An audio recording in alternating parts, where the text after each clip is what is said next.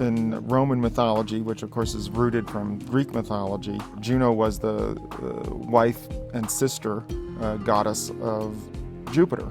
And Jupiter was sort of being naughty with some friends, so he cast a veil of clouds around himself and his friends. But of course, Juno was a fairly powerful god herself and used her powers to look right through the clouds and see the true nature of Jupiter and understand what he was really up to. And that's exactly what the Juno spacecraft does for us, is that it goes there with special instruments in a special orbit and uses its powers to see right through Jupiter's clouds and understand its true nature, which is holding these secrets for us about how the solar system formed and where we all came from. Juno spins like a propeller, where the propeller's kind of facing the sun because they're all solar powered.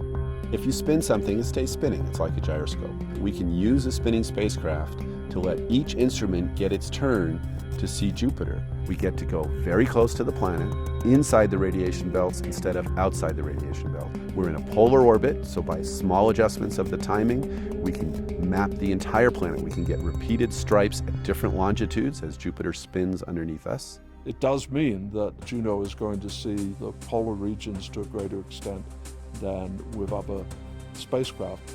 But I think the most important thing is that it gets in very close to the planet as part of that ellipse, brings it in a few thousand miles above those cloud tops, very close, near the equator. We're going to go over the poles of Jupiter. That means we can study the magnetosphere in a different way. A magnetosphere is the sphere of influence of a magnetic field.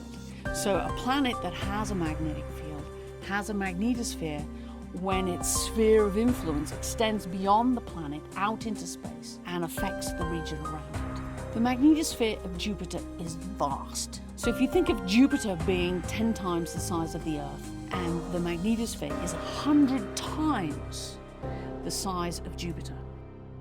I would expect Juno to tell us more about how planets work, meaning how the heat gets out, what kinds of flows exist inside the body, how magnetic fields get generated. Learning what Jupiter is made of, we will learn such a wide range of things. For indeed, Jupiter is the most massive planet in the solar system. It is the body you want to understand in order to understand the architecture of everything else, including Earth.